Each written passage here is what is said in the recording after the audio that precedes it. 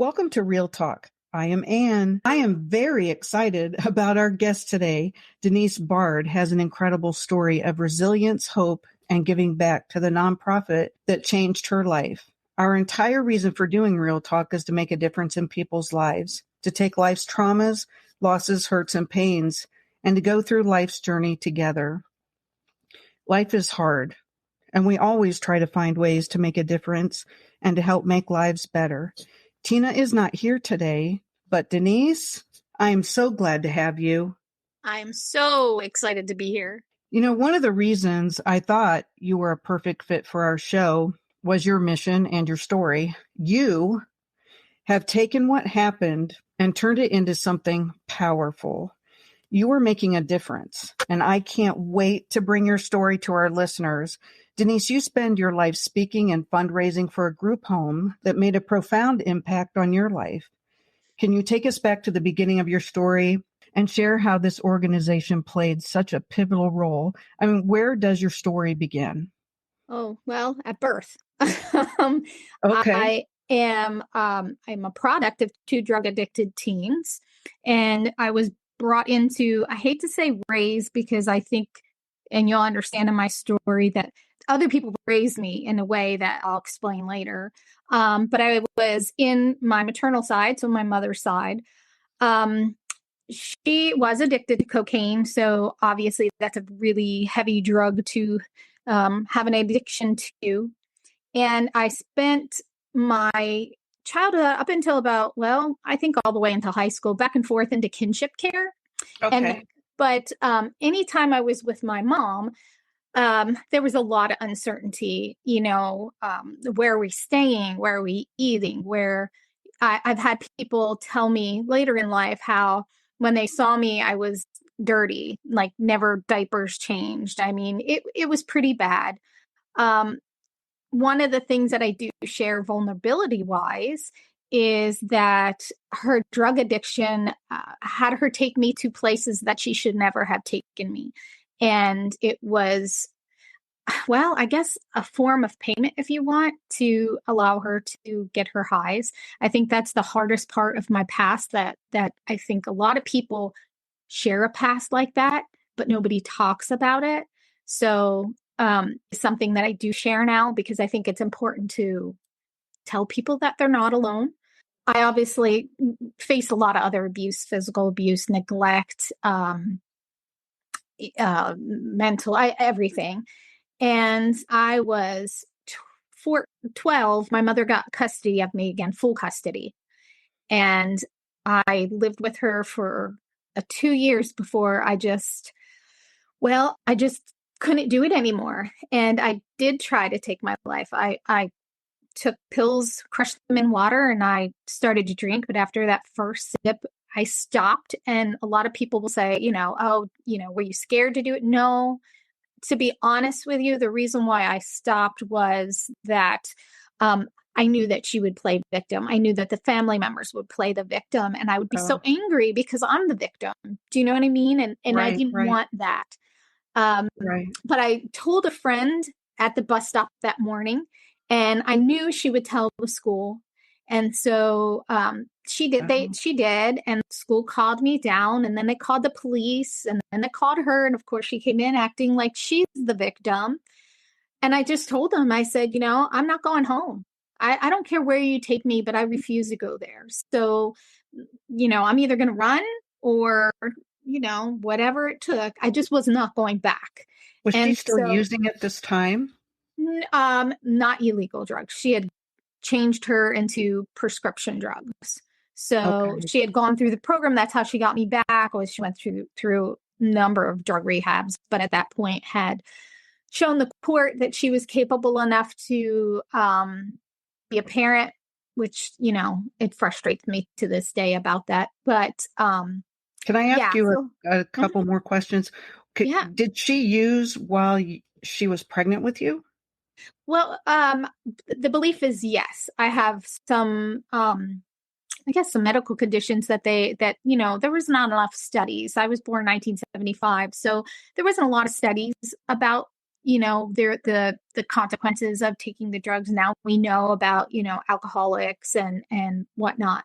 But based upon the stories of the adults that knew the situation, her friends, there was definitely things taken. Now, what that was, I don't know. But definitely there was some usage. Yes. Wow. Yeah. Yeah. And it sounds awful. And your story is the exact same story as my grandkids who I adopted. I mean, it is my granddaughter, who is my daughter now.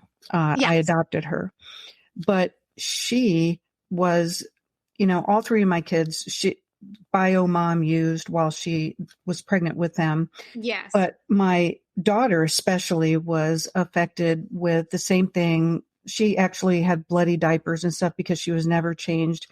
Bio mom went to drug house to drug house, lived in a meth house, and went to the absolute worst places to get drugs, and would take her kids with her.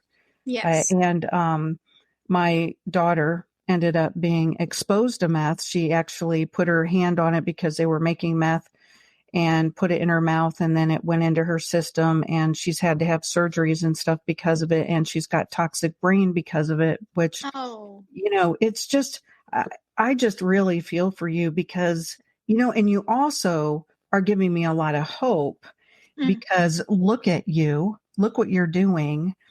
And it just, it just warms my heart to know, because we're working so hard with my kids, that my kids have a chance. Absolutely. And I think that that's also another reason why I share. So, and I think that I was lucky enough to have the right people be put in my life, which it sounds like your grandkids or your children have that now with you stepping in. So going back to how I got to Anchor House, because this will kind of give you an idea of the difference and the reason why I say that changed my life.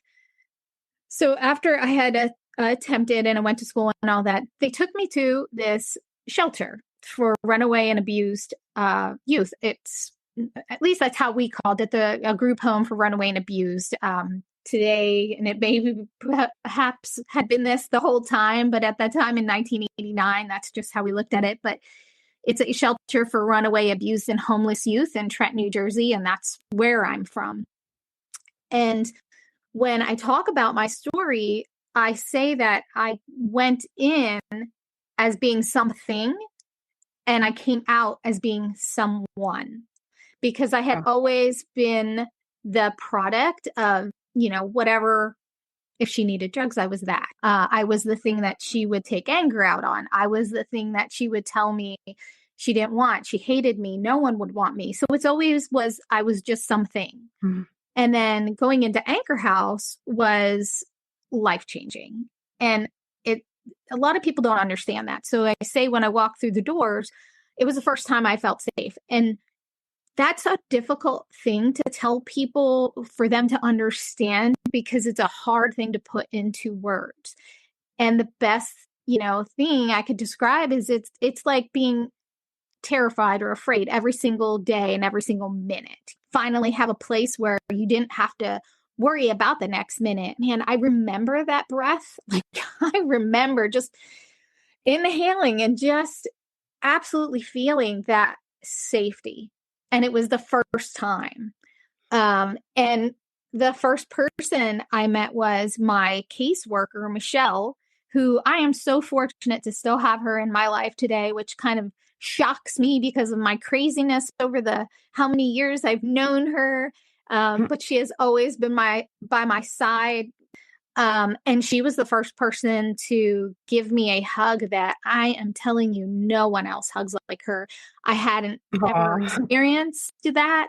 She would give you these bear hugs. And I mean, like, these hugs where when you are hugged, and again, it was my first time, it just felt safe. And it just felt where every fear just melted. And, when you're talking from a kid and, we've talked and have some experiences, there's something that a lot of people won't understand. So if you Sure. understand, you know it. You know what I mean? And Right. so, yeah, trying to describe those things to people who may have not been in a relatable situation is difficult. But when you reflect back on it, and as I tell, like, I feel like I'm in that moment. I always talk about the moment, and you'll hear me talk about that. But those are those moments where it just never goes away. Like, Right. and it's a feeling that stays with you. So it's not just, oh, that moment. No, like, I encapsulated that moment. I took that moment with me through my entire life. I call those moments mile markers.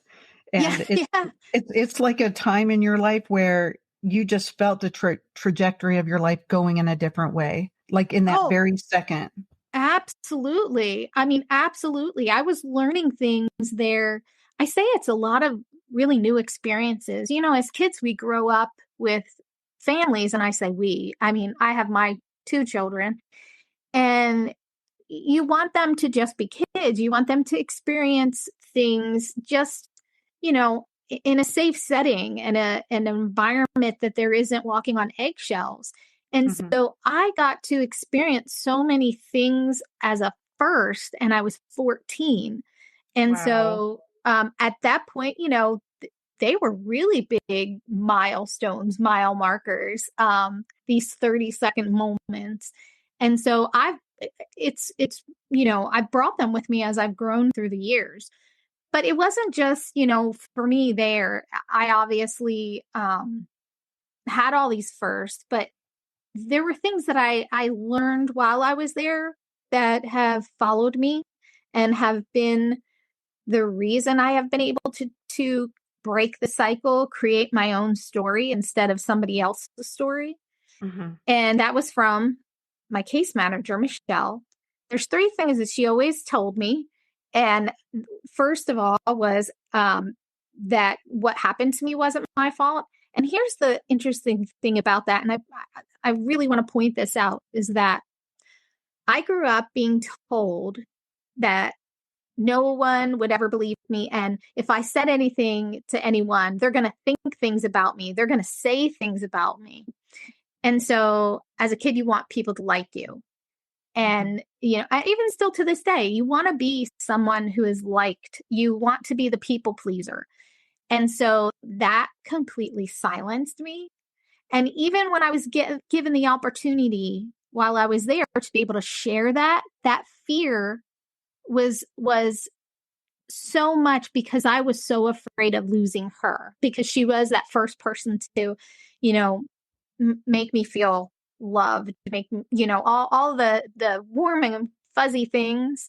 And the people there, the volunteers, the staff members, I was afraid if I said all those things that they wouldn't believe me and they would say something about me or they might be thinking things about me. And of course, that was all not true. But I think when you grow up in an environment where that's drilled into you, it's it's hard to not think that is true, and especially at 14. And Right. so that was the first thing that she had told me. And I'm going to be honest, I still work on that today. I think there are moments continuing on today that I stop and I'm like, okay, that wasn't my fault. That wasn't my fault. Um, and then there's the second thing she always said, which was things will always get harder before they could ever get better. And when I tell you, I used to get so mad at her, and she'll still say it to this day, and I get so angry. But the truth is, that is true. Things always get harder before they can get better. True. But the third thing, and this is the one thing that I think changed everything, the one thing I talk about in my keynote speeches is that she would always tell me to look around because there are so many people who do care about me and who do want me to do well. The problem is that I was so focused on the abuse and everything in front of me, which I understand that is a normal thing and most people would. But the thing is, she wasn't asking me to change my perspective of it. She was telling me to shift my focus and find positive, because for me that was going to be my survival, is Yeah. finding those people in my life that would helped me. And I learned so much from them into like simple moments. And so had she not said that, I think our story would be completely different. I think I wouldn't be talking to you right now. I think, there's so many ways that life could have gone wrong for me had I not had that in my life. So when I say that Anchor House is such a pivotal thing for not just me, but kids like me, youth just like me, I mean, without that, life is just going to be different or could be different. I mean, chances are, at least in my personal story, it would have been. I want to go back for a second on your comment about it's not your fault. Yeah. Have you ever seen the movie Good Will Hunting? Yes. With Robin Williams and Matt Damon, and that scene where Matt Damon the abuse comes out. And yeah, I think he was saying, don't say it, don't say it, don't say it. It's not the scene. And Robin Williams is like in his face to the point where Matt Damon is sobbing and he's saying, it's not your fault. It's not your fault. It's not your fault. Over and over, to the point where I'll tell you what, that scene, it makes me want to cry now. And you're talking about being silenced. I mean, I understand being silenced and people writing your own story and telling you what the truth is when that's not the truth. And it causes such a crazy making that, you don't even know what the truth is anymore. But what you do know is that it's not your fault. But you feel like for some reason, like there's got to be some part of it that's your fault. Like you caused it somehow. And when you're young, and to hear those words over and over again like that, it impacted me. And I think it really changed me after I saw that scene. Yeah, that's definitely it. And I think that's the struggle still to this day, is there had to be something I've done. And I'm 48. And so when you think about that, I mean, when I was younger, I thought, when I get to this age, I'm not going to think about anything from my past. But I think as we go on in life, we experience certain situations where that triggers it. And then you start to think about that again. I think we do. And that's why, I wanted to have this podcast, because it doesn't silence us and we can get our stories out there and we can tell them to the world if we want to. And nobody can say, no, you can't do that. Right. Yeah, that's absolutely the truth. And again, like there's something that is really freeing about that, to be able to talk to people. I didn't start to I think when I really started to be able to speak about it openly was 5 years ago when I reconnected with Anchor House. Okay. And so it's just what made you do that? What made you reconnect? Well, so Anchor House is a nonprofit organization, and there is an Anchor House foundation separate in the 501c3. So they're separate nonprofits, but the foundation does help a lot for Anchor House. So they have an annual ride. The foundation has an annual bike ride. They do, I think it's 500 miles. And they either start from northeast, from the northeast down to Trenton, or they go from the south up to Trenton. And 5 years ago, they were going through the town that I lived in now, which was really kind of crazy. And, what were the chances of them riding through? Mm-hmm. But I had my soccer coach who had a really big impact in my life, actually saved my life again. She rides for them. And she had said that she was going on this ride because I followed her on Facebook. We were, connected through Facebook. And I said, where's Anchor House going this year? Because every year I did try to give back. I donated as much as I could. And when she told me, I was like, you know what? You're going through my town. And so I showed up to their stop here in Winchester with signs that said, I said, thank you, room 2, bed 2, 1989. And that was, the year I was in there. And so I think they were shocked because I had a lot of people kind of make signs, cheering them on. And that's usually what happens when they get close to New Jersey and home. They have family members do that. So it was kind of odd for them to have me just show up. But when I did, and I got there, got to talking to everyone, and they asked me to speak to the bike riders. And I believe back then there was about 200 bike riders. Now, whether they were all there at that one moment or not, but I shared a little bit, and it was the first time that I did that publicly. And so, and it's not that I didn't want to share my story. I was never asked. No one ever asked me, what's your story? And so they asked, and I told a little bit, and then they invited me to the 40th anniversary of them being open. So what were the odds again? The chances, here I am during their 40th year ride. And then now we're going in, at that moment was 40 years. And they asked me to speak at the anniversary dinner. And it just kind of took off from there. And then I sat on, wanting to do keynote speeches and motivational speeches, and was encouraged by a lot of people. But it all started there. It all started again that here, back in 1989, they gave me a bit of my voice, gave me the opportunity to speak to them. And now I'm, 40 something, and and I'm once again, here's my voice and I can talk. Yeah, that's how I got reconnected. And I'm so honored that last December, I got voted in to be on their board. So now I'm part of the Anchor House board. So as I said, there's two sides. So the Anchor House side, which is the shelter and all programs, I'm now a board member too. So it's really kind of neat how full circle everything went. And as I said, I went from something to coming out as someone after Anchor House. And it's just proved that they continue to make a difference no matter how far along, you were in there. Are some of the same people that were there when you were in there, are they still involved? No, well, involved, yes. I am mainly probably supportive involved, but a lot of them are not there anymore. I'm that old that they're not. But that year, that 40th anniversary union, there was someone, I don't know, he wasn't working there, but he came. He was at the dinner.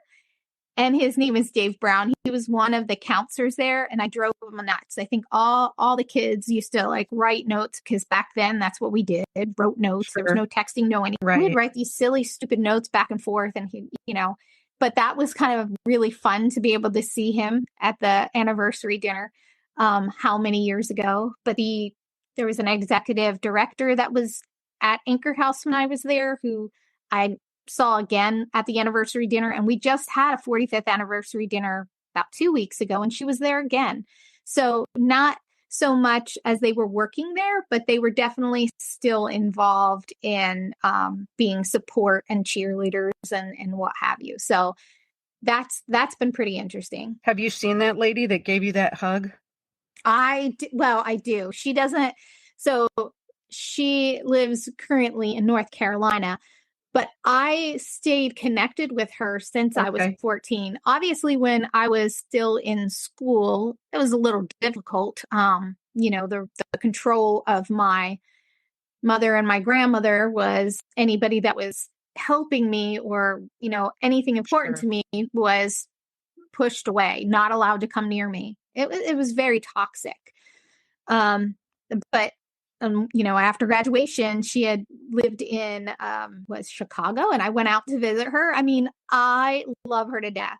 And so now I saw her a couple years ago before COVID. She was vacationing with her husband, and we went over to see her, and I just love her hugs. I don't get them enough because we're not in person, but every morning I do text her good morning every morning. Oh my goodness. Yeah. Like I said, so she still loves me after these years. Well, I mean, you obviously, and that connection is still there every day. Yeah, it is. And she's probably, people had asked me, what's her role? Like, what would you put her role as? And obviously she is not old enough to be a mother to me because, she was actually young when I was there. So I say it's like the older sister that takes care of you. Do you know what I mean? At least that's I didn't have that, but that's, I've had friends who do that. And I'm like, that's kind of how She is to me. I love her to death. There's not enough good things. And I know she's listening and she knows just how much I love her. I want to go back for a minute to that first night in the group home when you Yeah. first got there after that hug. We often talk about on this podcast what it feels like to be in a house where the adults in the room are the ones who are supposed to be loving and protecting you, but they're actually the ones hurting you. Yes. So, I mean, this would have been your first night out of a situation like that. I mean, describe what it must have felt like being in a bed in a safe place for the first time. So I always slept with a pillow over my head. I was, a lot of people hide under the blankets, but I also had a pillow over my head. I couldn't, there was a lot of sexual abuse that I had grown up facing, being right around that. I didn't like sounds. Like I was always afraid of hearing sounds. I was always afraid of, what would happen. So being able to lay in a bed and not have that fear and need to cover my head was, it's hard to describe. I mean, that was a first time for me to be able to do that. And I think while I was there, to be honest with you, I probably slept the best that I had ever slept before. I find it interesting that you trusted him that much. Yeah. Right off the get-go. Yeah, I don't, maybe it's a sixth sense. I don't know. Yeah. But it was like, I remember that day. And I think most of us who have gone through there, regardless of age, I think we all remember our first moment walking through the door. And I think it's that, right off the bat, they just, they come to you and they want to know about you. They want to listen to you. And when you're growing up and you don't have that, there's something that kind of puts you at ease. And I know that there are times where people that you want to trust are the ones, as you said before, the ones that hurt you. But this was different. This was, you knew, just completely. Yeah. Like there was that, so it's like a family. And obviously the program has grown so much since I was there. When I was in there back in 89, the length of time would be 30 days. The aging is like normal of 18. And some of the kids that came in were foster kids. And of course, once they age it out, back there was limited options. There were limited things, but I'm so happy that they have grown so much that they have programs for these kids and youth. And so they're not just left there on the doorstep or, I know one of my roommates was turning 18 and, the state gives you a couple bucks and it's like, here you go, good luck. And now you're able to provide that. Yeah, I do want to talk more about that coming up in a little bit, but I want to get back to the overcoming of the childhood trauma, because we talk a lot about that on this podcast. And, I endured a lot from my biological family and adopted mom. And my dad died when I was 11, and I talk about that quite a bit on here. But one thing I understand is childhood trauma, but more importantly, the overcoming part of it. Trust me, I had years where I was self-destructive and made a lot of bad choices. Unfortunately, I did make a lot of bad choices, but, it's been a bumpy road.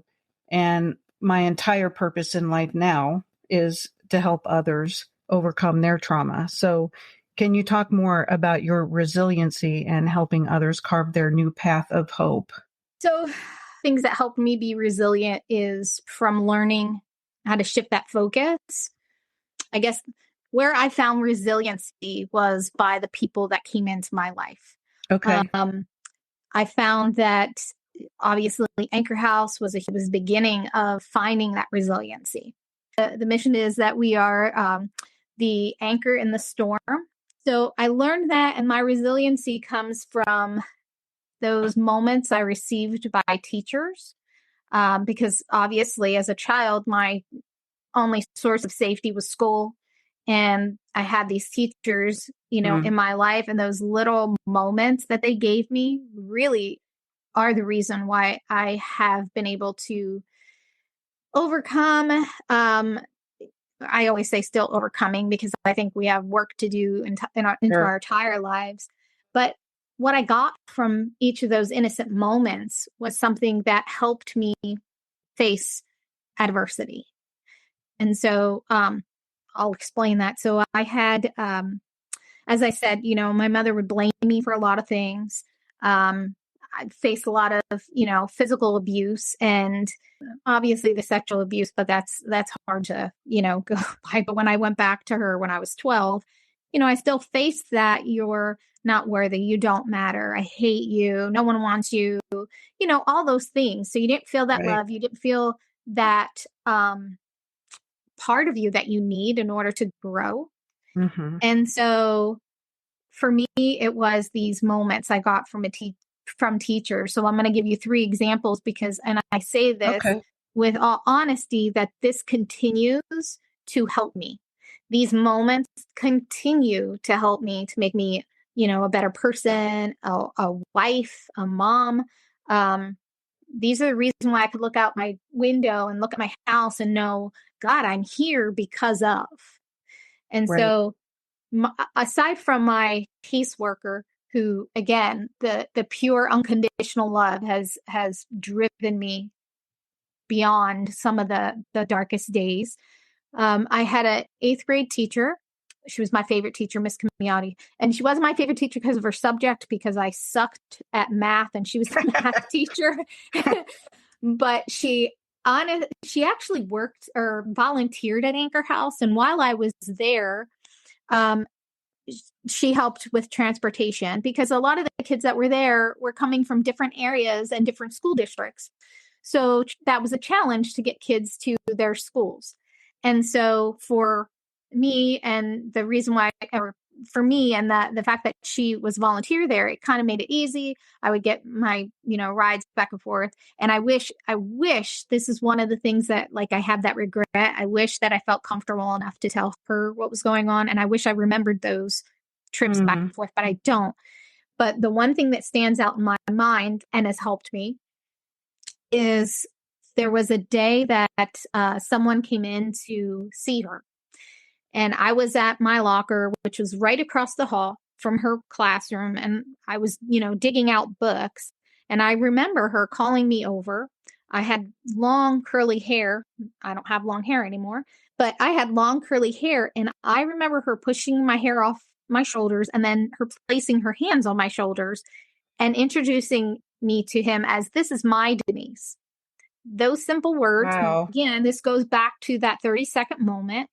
So innocent, didn't mean anything to her, and it was, it's just that simpleness. But for me, it meant so much. It was the first time that I heard those words and that I felt like I could actually be wanted by someone, because I had been told my entire life that no one would want you.